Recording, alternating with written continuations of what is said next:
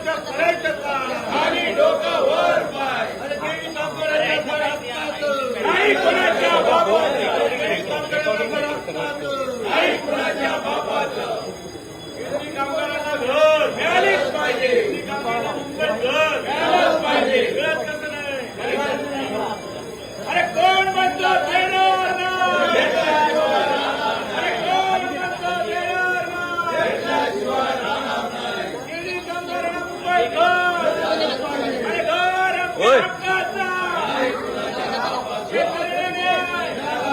अरे मोबाईल तिकडे बाहेर घ्या ना.